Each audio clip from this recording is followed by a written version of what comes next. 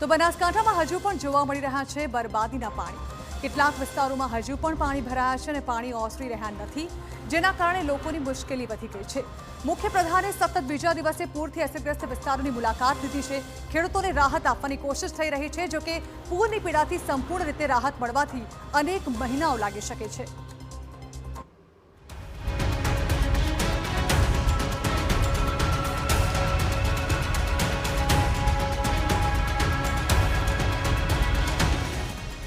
બનાસકાંઠામાં હજુ પણ બરબાદીના પાણી।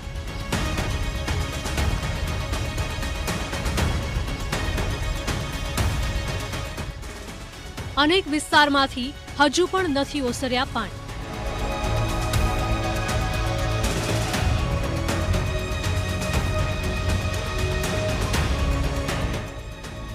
બીજા દિવસે મુખ્ય પ્રધાનની પૂરગ્રસ્ત વિસ્તારોની મુલાકાત।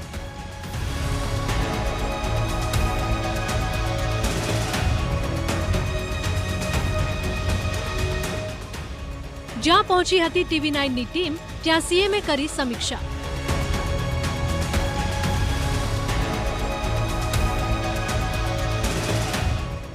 બનાસકાંઠામાં વરસાદના વિરામ બાદ પણ હજુ અનેક વિસ્તારમાંથી પાણી ઓસર્યા નથી। થરાદમાં અનેક સોસાયટી પાંચમા દિવસે વરસાદી પાણીમાં ગરકાવ હોય તેવા દ્રશ્યો સામે આવ્યા છે। મીઠા હાઈવે નજીક આવેલી અવધ સોસાયટીમાં પાણી ભરાતા રહીશો મુશ્કેલીમાં મુકાયા છે। દુર્ગંધ આવતા પાણીજન્ય રોગ ફેલાવાનો પણ ભય છે। બનાસકાંઠા જિલ્લામાં વરસાદે વિરામ લઈ લીધાને 4 થી 5 દિવસ થઈ ગયા છે, પરંતુ તમે દ્રશ્યોમાં જોઈ શકો છો કે મીઠા જે થરાદથી બાબર તરફ જતો મીઠા હાઈવે કહેવામાં આવે છે, હાઈવેના દ્રશ્યો છે કે 5 દિવસ વીતવા છતાં પણ પાણી જે છે તેની પરિસ્થિતિમાં છે કે અહીંયા આવેલી સોસાયટીઓ છે, શાળાઓ આવેલી છે, તે અવર જવર કરવા માટે કરીને સોસાયટીઓમાં વસવાટ કરતા લોકોને ભારે મુશ્કેલી વેઠવી પડે છે। જે અને હાઈવે પર આવેલી અવધ સોસાયટી અંદર જવું હોય તો અવર જવર કરવા માટે ભારે મુશ્કેલી વેઠવી પડે છે। સ્થાનિકોને પોતાના બાળકોને જીવનું જોખમ રહેતું કે આસપાસ પાણી ભરાયેલું છે એટલે તેના બાળકોને પણ ડર રહેતો, પરંતુ તંત્ર તરફથી આજ સુધી આ હાઈવેની ખબર અને આ હાઈવે ઉપર અનેક પ્રકારના વાહનો અવર જવર કરે છે। બહારથી આવતા જે વાહન ચાલકો છે એમને રસ્તાની પાણીની સાચી માહિતી નથી હોતી, તેના કારણે પાણીમાં નાખે ને પાણીમાં નાખવાથી વાહનને નુકસાન આવે છે, એટલે વાહન ચાલકોને આર્થિક નુકસાન વેઠવાનો વારો આવે છે। આ રસ્તો બંધ હોવાથી બીજો મુખ્ય કેનાલ ઉપર નર્મદા મુખ્ય કેનાલના રસ્તાનો ઉપયોગ કરીને સ્થાનિકો અવર જવર કરે, પરંતુ બહારથી આવતા વાહન ચાલકો માટે ભારે મુશ્કેલી વેઠવી પડે છે। અહીંયા 1.5 થી 2 ફૂટ પાણી ભરાયેલું છે। 500 મીટર સુધીથી 500 મીટરમાં જે પાણી પથરાયેલું હોવાના કારણે વાહન ચાલકો અને સ્થાનિકો ભારે મુશ્કેલી વેઠી રહ્યા છે। એટલું જ નહીં, થરાદ મીઠા હાઈવે પર પણ ઘૂંટણસમા પાણી ભરાયેલા હોવાથી 5 દિવસથી અવરજવર કરવામાં વાહન ચાલકોને મુશ્કેલીનો સામનો કરવો પડી રહ્યો છે। હાલ ભાભર તરફ જવા નર્મદા વિભાગની કેનાલ પર આવેલા રોડ પરથી વાહન ચાલકો અવરજવર કરી રહ્યા છે। દવા છોટવાનો પણ આજે અમે પ્રયત્ન કરીએ છીએ, કારણ કે હવે પાણી આજે 8 દિવસથી પાણી પડ્યું છે એટલે ગંદકી ફેલાઈ ગઈ છે, એટલે રોગચાળો ફાટવાની અમને ભય છે। છોકરાને અમારે શાળાએ મૂકવા જવા માટે પણ અમારી ઘરની ગાડીઓનો ઉપયોગ કરવો પડે છે, કારણ કે શાળાની ગાડી અહીં આવતી નથી, એટલે અમારે પકડી અને છોકરાને શાળાએ સુધી લઈ જવા પડે છે અને અમારે બધું જાતે કરવું પડે છે। અહીંયા એક સરકારી કોલેજ આવેલી છે, અહીંયા 2-3 સ્કૂલો આવેલી છે સરકારી। અહીંયા વિદ્યાર્થીઓ સ્કૂલમાં જઈ શકતા નથી, કારણ કે પાણી ખૂબ પડ્યું હોવાથી એમનું શૈક્ષણિક કાર્ય પણ બંધ છે અને આવનારી 10 દિવસમાં એમની પરીક્ષાઓ ચાલુ થાય છતાં શૈક્ષણિક કાર્ય બંધ છે। અહીંયા તંત્ર કોઈ આજ સુધી ફરક્યું નથી અને કોઈને ખબર નથી કે પાણી કેટલું પડ્યું છે, એટલે વાહન ચાલકો અહીંથી નીકળે અને વચમાં જતા તેઓ ફસાઈ જાય એટલું પાણી પડ્યું છે। બનાસકાંઠાના સાંસદ જ્ઞાનીબેન ઠાકોરે પણ પૂરથી પ્રભાવિત વિસ્તારોની મુલાકાત લીધી છે। વાવના મોરીખા ગામે પહોંચ્યા હતા જ્ઞાનીબેન ઠાકોર। ગામના યુવાનો સાથે કેડસમા પાણીમાં ઉતર્યા હતા જ્ઞાનીબેન। મોરીખા ગામ આખું પાણીમાં ગળાડૂબ હોવા છતાં તંત્ર પહોંચ્યું નથી। જ્ઞાનીબેન ઠાકોરે કહ્યું કે મોરીખા ગામને સહાય અને મદદની ખાસ જરૂર છે।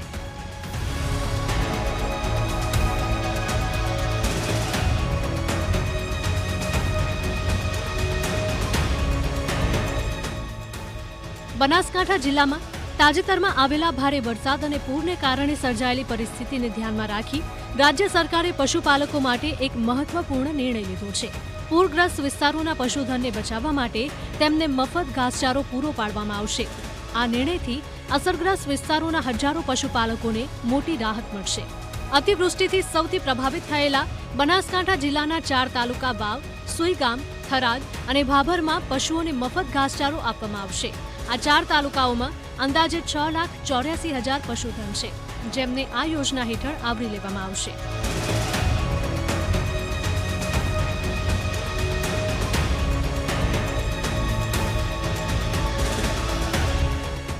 પશુધનને 10 દિવસની જરૂરિયાતને ધ્યાનમાં રાખીને કુલ 27,384 ટન ઘાસચારો આપવાનો આદેશ આપવામાં આવ્યો છે. આટલી મોટી માત્રામાં ઘાસચારો પૂરો પાડવાનો હેતુ એ છે કે પૂરને કારણે ખેતરોમાં ઉભેલા પાકને અને પશુઓ માટેના ઘાસચારાને થયેલા નુકસાનની ભરપાઈ કરી શકાય. પશુપાલકોને પોતાના પશુઓ માટે ઘાસચારાની ચિંતામાંથી મુક્તિ મળશે. બારે મેઘ ખાંગાથી બનાસકાંઠા બેહાલ છે. રણ પ્રદેશમાં એવો તો વરસ્યો કે સર્જ્યો મુશ્કેલીનો દરિયો. મેઘાએ કર્યું તાંડવ અને સર્વત્ર સર્જાયો જળબંબાકાર. ત્યારે સંકટની આ ઘડીએ બનાસની પ્રજાની પડખે આવ્યું TV9. ફરી એકવાર TV9એ પોતાની સામાજિક જવાબદારી નિભાવી અને સરકાર સુધી પહોંચી બનાસના હાલ બેહાલની તસવીર. જુઓ આપની ટીવી સ્ક્રીન પરની આ તસવીર. બનાસકાંઠાના પૂર પ્રભાવિત જે વિસ્તારની દશા TV9એ દર્શાવી એ તમામ સ્થળોએ પહોંચ્યા ગુજરાતના CM ભૂપેન્દ્ર પટેલ. બનાસકાંઠાના પૂરગ્રસ્તોની મદદે આવ્યા અને સંકટમાં આપ્યો છે સહાનુભૂતિનો સાથ. CM પટેલે પૂર પ્રભાવિતોની મુલાકાત લીધી અને પૂરના પ્રશ્નોનો કાયમી ઉકેલ લાવવા પ્રયાસો શરૂ કર્યા છે.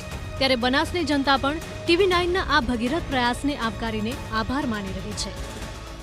એ રિપોર્ટિંગના આધારે તંત્ર પણ દોડતું થયું હતું અને એમના રિપોર્ટિંગના હિસાબે આજે ગુજરાતના મૃદુ અને મક્કમ મુખ્યમંત્રી એવા ભૂપેન્દ્રભાઈ પટેલે પણ માળકાની મુલાકાત લીધી હતી અને માળકા ગામની રજૂઆત અને એમના પ્રશ્નો સાંભળી અને કાયમી ખાતે આનો નિકાલ થાય એવો દિલાસો પણ પ્રજાને આપ્યો હતો. એના બદલે અમે TV9 ખૂબ ખૂબ આભાર માનીએ છીએ. પૂરના પાણી તો ધીમે ધીમે ઓસરી જશે. જો કે પૂરથી ખેડૂતોને જે નુકસાન થયું છે તેની ભરપાઈ થવામાં ખૂબ જ સમય લાગશે. ત્યારે હવે સરકારે તત્કાળ સર્વે કરી ખેડૂતોને સહાય આપવી જોઈએ, જેથી ખેડૂતોને રાહત મળી જાય. બનાસકાંઠાથી દિનેશ ઠાકોર સાથે બ્યુરો રિપોર્ટ TV9.